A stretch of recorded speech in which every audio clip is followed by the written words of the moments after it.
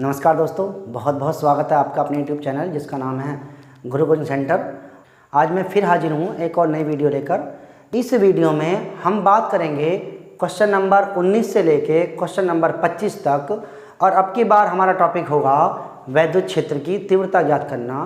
पिछले वीडियो में आपने देखा दोस्तों कि उसमें हमने आवेश का क्वांटीकरण सिद्धांत यूज़ किया और वहाँ पर हमने आवेश की मात्रा, इलेक्ट्रॉन की संख्या, ये सब हमने ज्ञात किया। उसके बाद फिर से हम आगे बढ़े और हमने देखा कि कूलाम के नियम के आधार पर हमने सवाल किए और वहाँ पर आवेशों के बीच में वैद्युत बल हमने ज्ञात किया, उनके बीच में दूरी ज्ञात की। अब क्या है, अब वैद्युत क्षेत्र की तीव्रता पर हम बात करेंगे और इसमें हम आवेशों से उत्पन्न वैद्युत क्षेत्र की तीव्रता या किसी वैद्युत क्षेत्र में वैद्युत आवेश पर लगने वाले बल और या दूरी की गणना हम करेंगे इसमें दोस्तों। आइए आरंभ करते हैं आज की स्टडी और देखते हैं क्वेश्चन नंबर 19 से लेकर क्वेश्चन नंबर 25 तक। आइए पहले देख लेते हैं कि हमारे पास जो फॉर्मूले हैं वो इन क्वेश्चनों में कौन कौन से सूत्र आपके प्रयोग में होंगे। तो पहले फॉर्मूला देख लेते हैं कि कौन कौन से फॉर्मूला हम यूज़ करने वाले हैं। तो इसमें जो फॉर्मूला है पहला, वो है वैद्युत क्षेत्र की तीव्रता। वैद्युत क्षेत्र की तीव्रता E बराबर F/Q न्यूटन पर कूलाम। दूसरा है दोस्तों, किसी बिंदु आवेश के कारण, किसी बिंदु आवेश के कारण उत्पन्न वैद्युत क्षेत्र की तीव्रता, अर्थात electric field intensity due to a point charge at any point E equal 1/4 pi epsilon naught Q/r²। किसी बिंदु आवेश के कारण किसी बिंदु पर वैद्युत क्षेत्र की तीव्रता, एक फॉर्मूला दोस्तों आपका ये है न्यूटन पर कूलाम। देखिए तीसरा फॉर्मूला है दोस्तों, किसी आवेशित वस्तु का किसी वैद्युत क्षेत्र में उसके भार के कारण संतुलित होना। तो यहाँ लिखेंगे आवेशित वस्तु का वैद्युत क्षेत्र में भार, किसी आवेशित वस्तु का वैद्युत क्षेत्र में भार के सापेक्ष संतुलन, अर्थात EQ बराबर mg। ये तीन फॉर्मूले दोस्तों आपके पास हैं और इन फॉर्मूलों का हम प्रयोग करेंगे इस वीडियो में। चलिए स्टार्ट करते हैं आज की स्टडी और देखते हैं क्वेश्चन नंबर 19।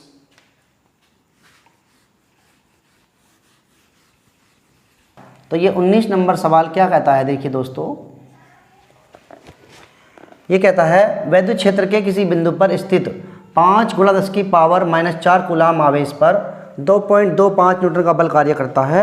उस बिंदु पर वैद्युत क्षेत्र की तीव्रता क्या होगी। देखिए आपको दिया हुआ है आवेश, तो आवेश है आपका Q बराबर है 5 × 10⁻⁴ कूलाम। अब इस पर जो बल कार्य करता है, बल F बराबर है आपका 2.25 न्यूटन। आपसे पूछ रहा है वैद्युत क्षेत्र की तीव्रता E बराबर, सीधा फॉर्मूला है इसका, हम कहेंगे वैद्युत क्षेत्र की तीव्रता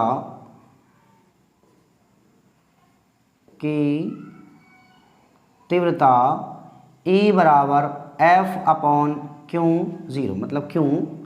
तो F की वैल्यू आपके पास है 2.25 न्यूटन और Q की जो वैल्यू है वो है 5 × 10⁻⁴ न्यूटन।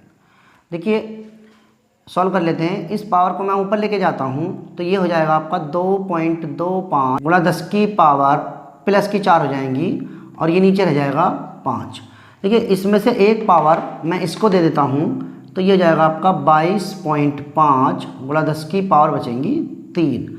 अब मैं 5 से आसानी से भाग लगा लेता हूँ, 5 चौक 20, पॉइंट लगा लेंगे, बचेगा 2 25 हो जाएगा, 5 पंजे 25 × 10⁻³ और वैद्युत क्षेत्र की तीव्रता का मात्रक होता है न्यूटन प्रति कूलाम। और दोस्तों ये आपका आंसर हो जाएगा। चलिए अब चलते हैं क्वेश्चन नंबर 20 की ओर। क्वेश्चन नंबर 20 क्या कहता है दोस्तों, देखिए क्वेश्चन नंबर 20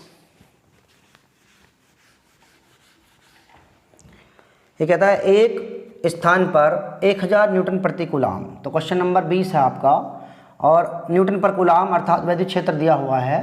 तो हम लिखेंगे वैद्युत क्षेत्र E बराबर 1000 न्यूटन पर कूलाम। उसके बाद कहता है कि इस क्षेत्र में एक ऐसी वस्तु रखी है जिस पर 10 की पावर 6 इलेक्ट्रॉन की अधिकता है, तो उस पर लगने वाले बल की दिशा और परिमाण बताइए। देखिए अब नोट करिए, अभी हम जब तीव्रता ज्ञात कर रहे थे तो उसमें हमने देखा कि F/Q, E बराबर F/Q फॉर्मूला हमारे पास था। हमें इसने E दे दिया, F हमसे पूछ रहा है, लेकिन Q देने के बजाय उसने बता दिया कि ऐसी वस्तु रखी है जिस पर 10 की पावर 6 इलेक्ट्रॉन की अधिकता है।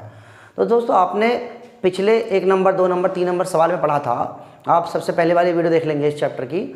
उसमें हमने आवेश का क्वांटीकरण सिद्धांत लगाया था, जिसमें हमने देखा कि किसी वस्तु पर आवेश की जो कुल मात्रा होती है Q बराबर NE, अर्थात अगर हमें N नंबर ऑफ इलेक्ट्रॉन मिल जाएं तो इलेक्ट्रॉन के आवेश को लगाकर हम आवेश की मात्रा वस्तु पर ज्ञात कर लेते हैं। तो इसी फॉर्मूले का हम प्रयोग करेंगे दोस्तों। देखिए हम कहेंगे वस्तु पर इलेक्ट्रॉन N बराबर 10 की पावर 6, और हम जानते हैं एक इलेक्ट्रॉन पर आवेश E बराबर 1.6 गुणा 10 की पावर -19 कूलाम। अब देखिए बल पूछा है आपसे उसने, बल F बराबर कितना। तो आप कहेंगे वैद्युत क्षेत्र की तीव्रता से, वैद्युत क्षेत्र की तीव्रता E बराबर F/Q। देखिए बल पूछा है आपसे तो क्रॉस मल्टीप्लाई कर लेंगे, ये हो जाएगा F बराबर EQ। अब Q हमारे पास है नहीं, लेकिन हम क्या काम करेंगे, Q की जगह पर रख देंगे +-NE अर्थात NE। तो ये हो जाएगा आपका NE, क्योंकि हमने पढ़ा था Q बराबर NE। तो Q की जगह पर क्या रखा हमने दोस्तों, NE। अब देखिए F की वैल्यू आपको चाहिए, तो E आपको दे रखा है 1000 गुणा N आपको दे रखा है 10 की पावर 6, और E आपके पास होता है 1.6 गुणा 10 की पावर -19। अब इसको सॉल्व कर लेंगे। देखिए 1000 है 10 की पावर 3, इन 3 पावर को इसमें मिला देते हैं तो ये हो जाएंगी 10 की पावर 9।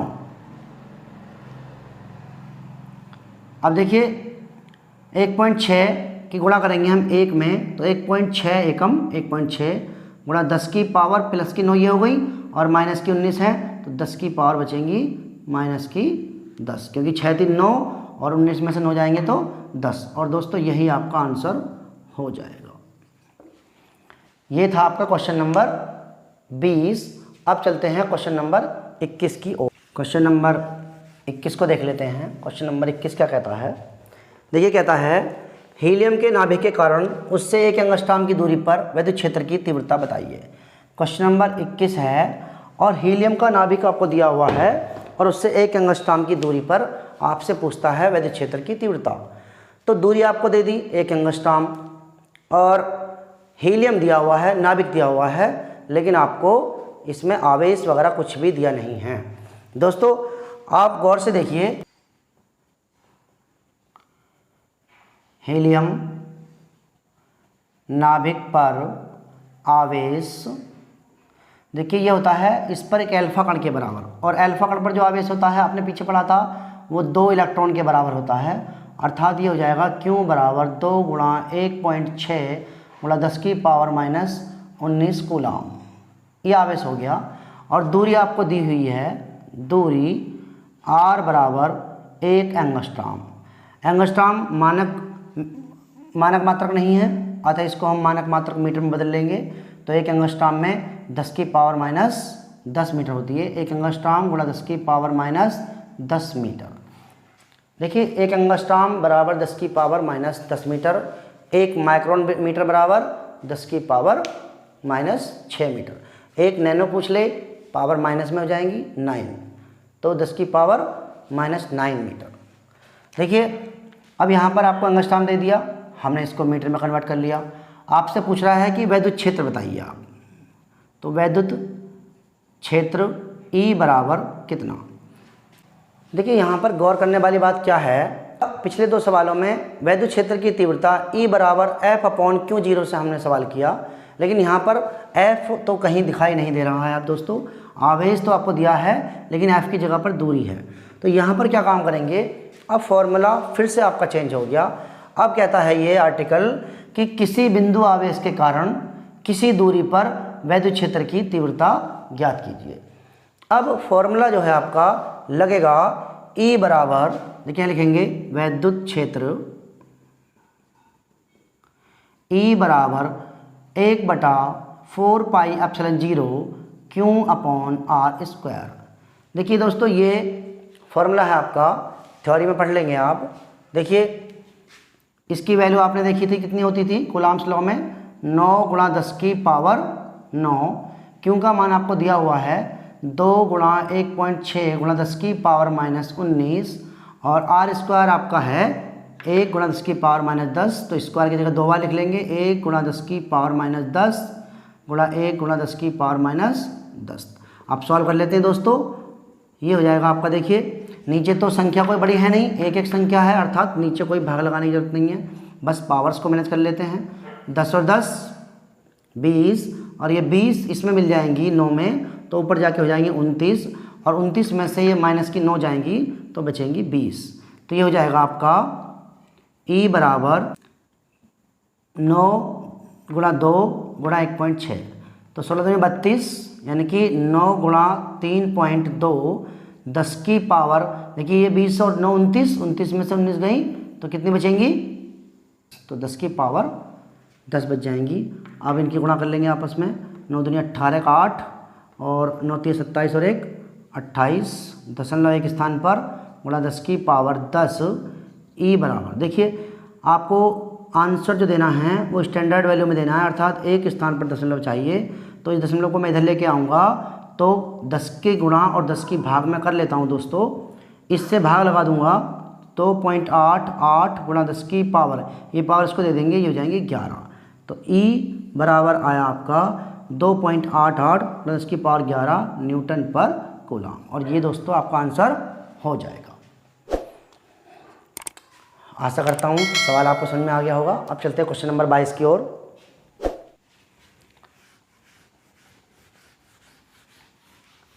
क्वेश्चन नंबर 22, देखिए क्वेश्चन नंबर 22 क्या कहता है दोस्तों, ये कहता है कि स्वर्ण नाभिक, ये कहता है स्वर्ण नाभिक Z बराबर 79 की त्रिज्या 6.6 × 10 की पावर -15 मीटर है। यदि नाभिक पर धनावेश समान रूप से वितरित हो तो इस आवेश के कारण नाभिक की सतह पर स्थित किसी बिंदु पर वैद्युत क्षेत्र की तीव्रता ज्ञात कीजिए। देखिए आपको स्वर्ण नाभिक दिया हुआ है और उसकी त्रिज्या दे रखी है, और आपको इसका परमाणु क्रमांक भी दिया हुआ है। तो आपने देखा होगा परमाणु क्रमांक का मतलब है उसमें प्रोटॉन की संख्या, और नाभिक में जितने प्रोटॉन होंगे उतने के बराबर उस पर आवेश हो जाएगा। तो आप कहेंगे स्वर्ण नाभिक पर आवेश Q बराबर 79 × 1.6 × 10 की पावर -19 कूलम। देखिए 79 उसका परमाणु क्रमांक है, अर्थात इतने इस पर प्रोटॉन हैं, और एक प्रोटॉन पर जो आवेश होता है वो इतना होता है, तो नाभिक पर कुल आवेश इतना हो जाएगा। अब देखिए इसकी त्रिज्या दे रखी है, त्रिज्या R बराबर ये है आपकी 6.6 × 10 की पावर -15 मीटर। अब कहता है कि वैद्युत क्षेत्र की तीव्रता बताइए। देखिए दूरी आपको दे दी, आवेश आपको दे दिया, बस फॉर्मूला लगा लीजिए आप। तो वैद्युत क्षेत्र पूछ रहा है आपसे, वैद्युत क्षेत्र E बराबर, सॉल्व कर लेते हैं इसको। हम कहेंगे वैद्युत क्षेत्र की तीव्रता E बराबर 1/4 पाई एप्सिलॉन नॉट Q/r²।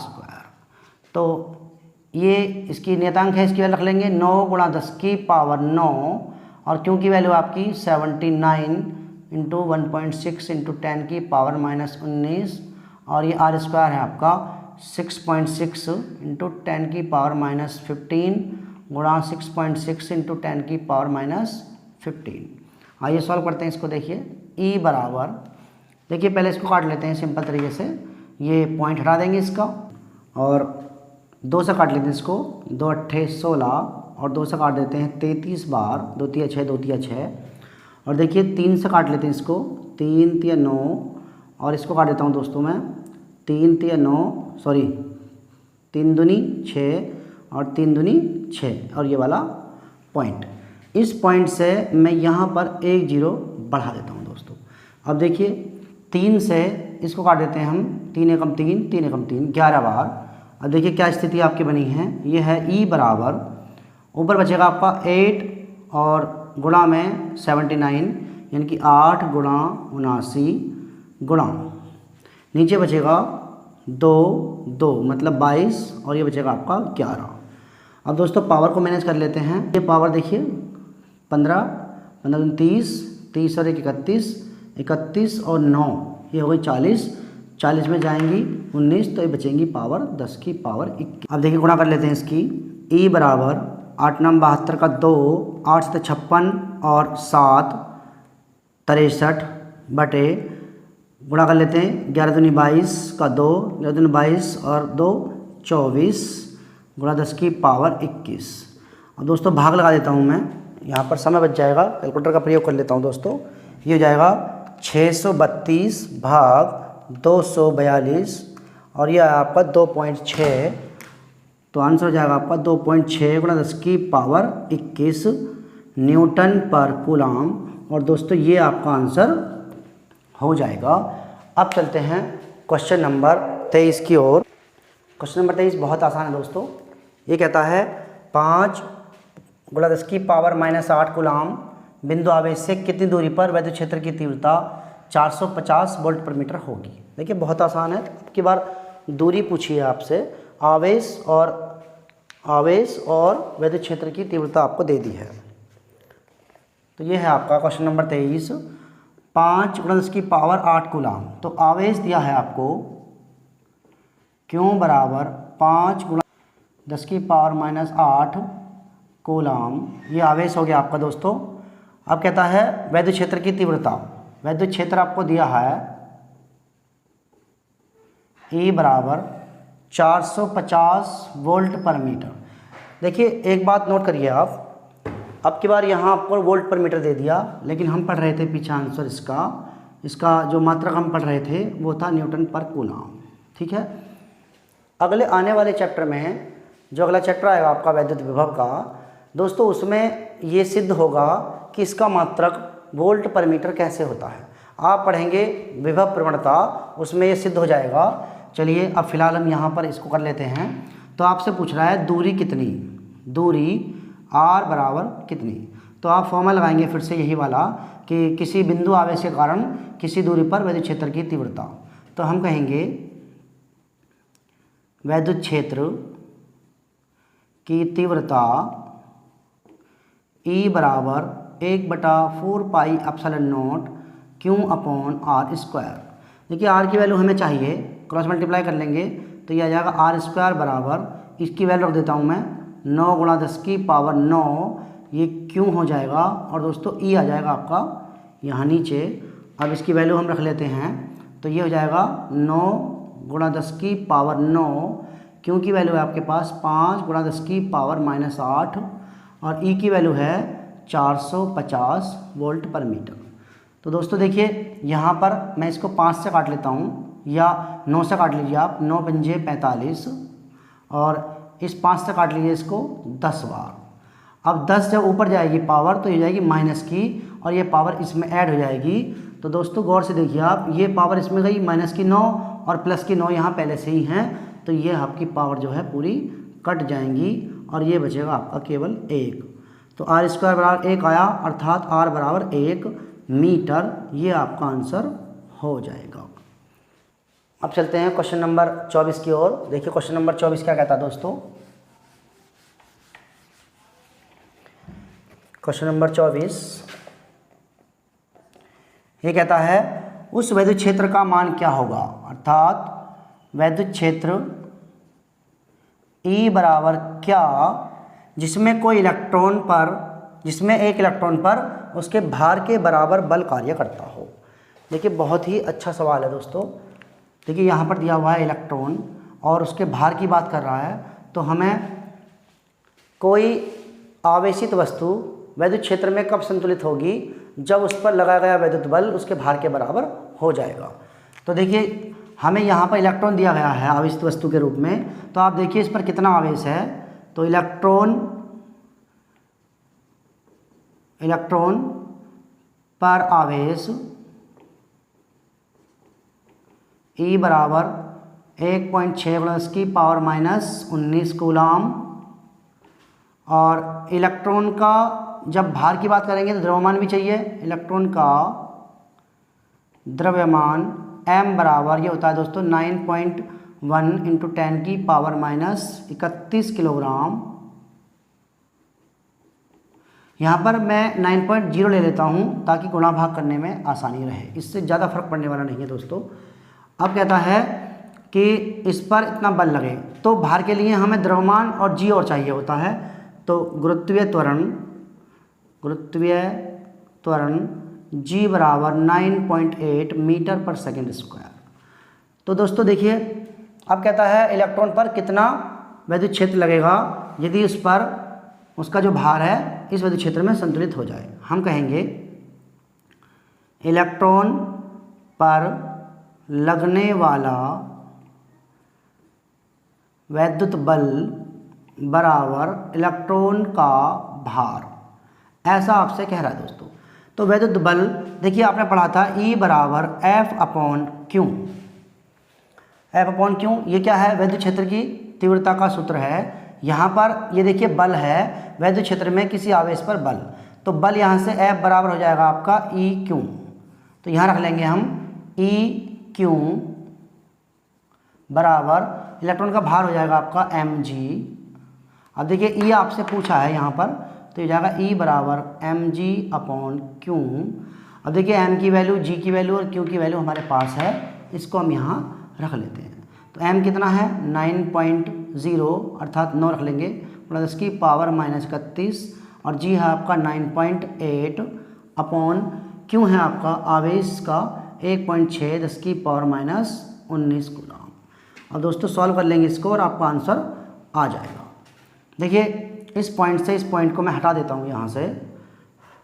तो अब देखिए 2 से काट लेते हैं, 2 से ये 8 बार और 2 से ये 49 बार।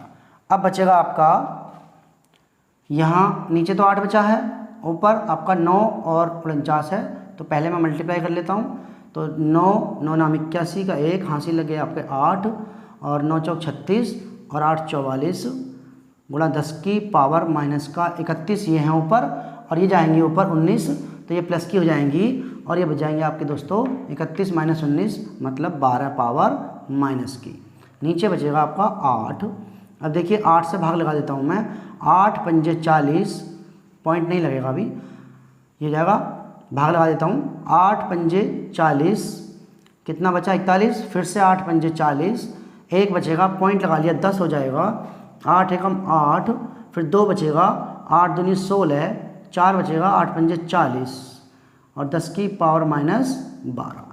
दशमलव हम एक स्थान पर छोड़ेंगे, इसलिए यहाँ से एक पावर इसमें भाग लगाने में यूज़ कर लेंगे, तो ये जाएगा 5.51 गुणा 10⁻⁻11 न्यूटन पर कूलाम। और दोस्तों ये आपका आंसर हो जाएगा। चलिए अब चलते हैं क्वेश्चन नंबर 25 की ओर। देखिए क्वेश्चन नंबर 25 क्या कहता है दोस्तों। तो क्वेश्चन नंबर 25 ये कहता है एक बूंद 2 क्षैतिज व आवेशित प्लेटों के बीच उत्पन्न वैद्युत क्षेत्र में संतुलन की अवस्था में लटकी है। बूंद का द्रव्यमान, देखिए बूंद का द्रव्यमान आपको दिया हुआ है, बूंद का द्रव्यमान m बराबर 4.8 × 10⁻⁻10 ग्राम। देखिए ग्राम में दिया हुआ है दोस्तों, ध्यान करने वाली बात है, लेकिन हमें तो जो द्रव्यमान होता है वो किलोग्राम में चाहिए, लेकिन यहाँ पर दिया हुआ है आपको ग्राम में, इसलिए इसको हम किलोग्राम में बनाएंगे। तो किलोग्राम में बनाने के लिए आपको क्या चाहिए 1000 से भाग लगानी पड़ेगी। तो ग्राम को किलोग्राम में बनाने के लिए आपको 1000 से भाग लगानी पड़ेगी। ये हो जाएगा 4.8 इंटू 10 की पावर, देखिए -3 से गुणा कर लो या 1000 से भाग लगा लो, एक ही बात है। ये हो जाएंगी -13 किलोग्राम। आगे क्या कहता है ये कहता है कि उस पर जो आवेश है, बूंद पर आवेश क्यों बराबर है दोस्तों 2.4 गुणा 10 की पावर -18 कूलाम।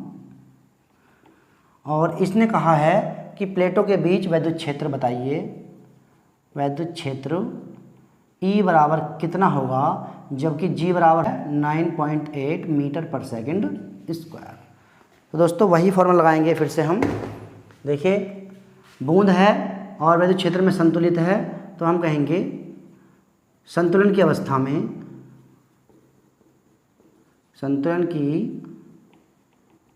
अवस्था में बूंद पर वैद्युत बल बराबर बूंद का भार।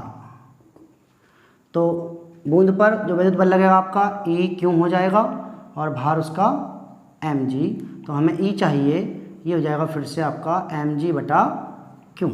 तो m का मान आपके पास है दोस्तों, यहाँ देखिए 4.8 गुणा 10 की पावर -13 गुणा G का मान है आपके पास 9.8 ओवर क्यों की वैल्यू है आपके पास 2.4 गुणा 10 की पावर -18।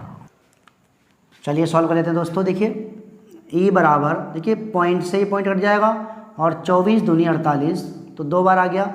नीचे अब संख्या नहीं बची है, संख्या बची यहाँ पर, तो 2 के गुणा कर लेंगे। 2 8 16 का 6 यहाँ से ले 1, 2 नाम 18 और 1 19.1 स्थान पर गुणा पावर को मैनेज करते हैं। 18 पावर ऊपर जाएंगी तो प्लस की और माइनस की 13 हैं, तो पावर बचेंगी प्लस की 5।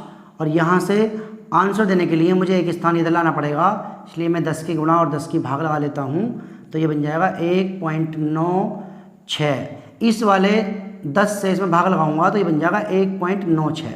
ये पावर इसमें यूज हो जाएगी और ये पावर जो है मैं इसको दे देता हूँ, तो ये बन जाएगी 10 की पावर 6 न्यूटन पर कूलाम। और दोस्तों ये आपका आंसर हो जाएगा। आशा करता हूँ दोस्तों ये क्वेश्चन आपको समझ में आ गए होंगे। चलिए बहुत बहुत धन्यवाद आपका। Thank you so much.